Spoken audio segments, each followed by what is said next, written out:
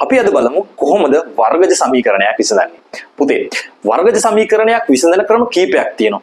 එයින් එක් ක්‍රමයක් තමයි වර්ගජ සමීකරණය සාධක වලට වෙන් කළා එතනින් වර්ගජ සමීකරණය විසඳන එක. ඒ වගේම තමයි වර්ගජ සමීකරණයේ සාධක කැඩෙන්නේ නැත්තම් අපිට හැකියාවක් පවතිනවා වර්ග පූර්ණයෙන් හෝ සූත්‍රය භාවිතයෙන් මේ වර්ගජ සමීකරණය විසඳන්න. හරි. මේ බලන්න අපි අද තෝරගෙන තියෙන වර්ගජ සමීකරණය. මෙම වර්ගජ සමීකරණයේ x වර්ගයේ පද තියෙනවා, x පද තියෙනවා, ඒ වගේම නියත පද තියෙනවා. මේ නියත පදය අපි සමාන ලකුණින් දකුණු පැත්තට අරන් යන්න ඕනේ. අපිට මේ දීලා තියෙන වර්ගජ සමීකරණය නම් වර්ගජ සමීකරණයේ x වර්ගයේ සංගුණකය 1. ඒ නිසා ප්‍රශ්නයක් නැහැ. 1 නොවුනොත් අපි ඒක 1 බවට පත් කරගන්න ඕන පළවෙනි පියවර විදියට. ඒ වගේම මේකේ තියෙන නියත පදය ඍණ 100 පදය සමාන ලකුණින් දකුණු පැත්තට අරන් යනවා. ඒ කියන්නේ මෙන්න මෙහෙමයි. හොඳට බලා ගන්න. එහෙනම් මම මේ x වර්ගයේ පදය ඒ විදිහටම තියාගෙන ඍණ 30යි x කියන පදයට ඒ විදිහටම තියාගෙන මේ තියෙන ඍණ 100 මම සමාන ලකුණින් දකුණු පැත්තට අරන් ගිහලා ලියා ගන්නවා. ඒ කියන්නේ පුතේ ධන 100ක් විදිහට. හරි. ඔතනදි වෙන්නේ ධන 100ක් මේ පැත්තට ධන 100ක් දකුණු පැත්තට දාලා ඍණ 100ට ධන 100 කපලා එහා පැත්තට අරන් යන එක මම කෙලින්ම ඍණ 100ක් මෙතන තිබ්බ එක මේ පැත්තට අරගත්තා ධන 100ක් විදිහට. එහෙනම් පුතේ මේ ගානේ මෙන්න මේ හිස්තනක් තියෙනවනේ. මේ හිස්තනට යම්කිසි පදයක් එනවා. අපි මේ හිස්තනට එන්න ඕන පදය හොයාගන්න ඕනේ. කොහොමද ඒක හොයන්නේ? ඒක හොයන ක්‍රම කීපයක් තියෙනවා මම කියලා දෙන්නම් මේක. හරි. මෙහෙමයි. මේ ගානේ මෙන්න මේ හිස්තැනට එන්න ඕන පදය මම ඒක තරු ලකුණ පළවෙනි තරු ලකුණ විදිහට ගන්නම්. මෙන්න මේ හිස්තැනට එන්න ඕන පදය තෝරන්නේ මේ විදිහට. කොහොමද? මෙතන තියෙනවා ළමයි ඍණ 30යි x කියලා. මෙතන තියෙන්නේ කීයද? ඍණ 30යි x. මෙන්න මේ ඍණ 30යි x වල ඒ කියන්නේ x වල තියෙන සංගුණකය ඍණ 30. ඍණ 30 මම දෙකට බෙදනවා. ඍණ 30 දෙකට බෙදුවාම උත්තරේ ලැබෙනවා මට ඍණ 15යි. මේ ඍණ 15 වර්ග කරනවා. එතකොට උත්තරේ ලැබෙනවා ධන 225යි. පැහැදිලිද මම ඒක ගත්ත විදිය? x පදයේ සංගුණකය වන ඍණ 30 දෙකට බෙදනවා. දෙකට බෙදලා වර්ග කරනවා. අන්න ඒ එන උත්තරේ තමයි ළමයි අපි මෙන්න මේ හිස් තැනට දාන්න ඕනේ. පැහැදිලිද? දැන් ආපු උත්තරේ මොකද්ද? ධන 225. එහෙනම් මේ හිස් තැනට එන්න ඕන ධන 225. පැහැදිලිද?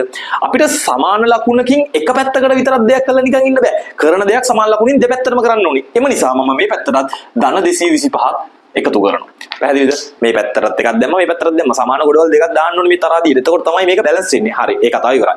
ඊළඟට බලමු ඇයි මම මෙතනට ධන 225 දැම්මේ? මෙන්න මේකයි හේතුව. පුතේ මෙන්න මෙතන මම ලියලා තියෙන්නේ ද්විපද ප්‍රකාශනයක පූර්ණ වර්ගයක්. හොඳට මතක තියාගන්න වචනේ ද්විපද ප්‍රකාශනයක පූර්ණ වර්ගයක්. x වර්ගයේ ඍණ 30යි x ධන 225 කියන පදේ මට පුළුවන් ද්විපද ප්‍රකාශනයක පූර්ණ වර්ගයක් විදිහට කෙටි කරන්න. මෙහෙමයි. එතකොට අනිවාර්යයෙන්ම දැන් මට පේනවනේ මුලට මුල පදයේ වර්ගය. කියන්නේ ද්විපද ප්‍රකාශනයක් අපි ප්‍රසාරණය කරනකොට භාවිතා කරනවානේ මුලට මුල පදයේ වර්ගය. මුලට මුල පදයේ වර්ගයෙන් තමයි මෙතන x වර්ගය ඇවිල්ලා තියෙන්නේ. x වර්ගය එන්න ඕන නම් මෙතනට ලැබෙන්නත් ඕනේ මොකද? x. ඒ නිසා මෙතනට බය නැතුව ආට x දාන්න පුළුවන්. ඒ වගේම මෙන්න මෙතන හිස්තැනක් තියෙනවා කියලා හිතන්න.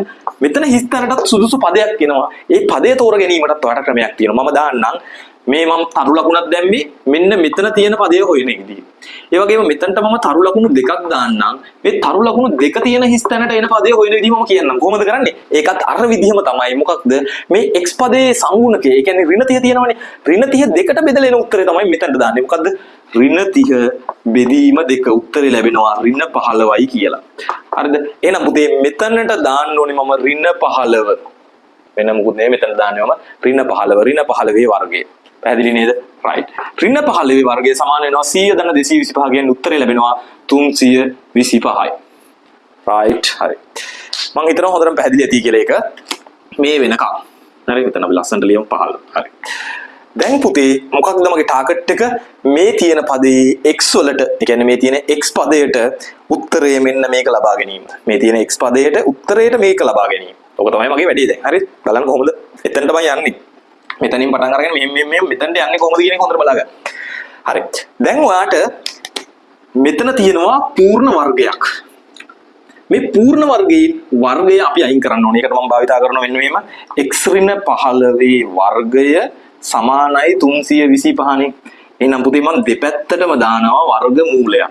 ඇයි මේ වර්ග මූලයට මේ වර්ගය කැපෙනවා. එතකොට එනවා x ඍණ 15 සමානයි වර්ග මූල 325. හොඳට මතක තියාගන්න වර්ග මූලයක් වැටෙනකොට අපි අනිවාර්යෙන් ධන හෝ ඍණ දැමිය යුතුයි.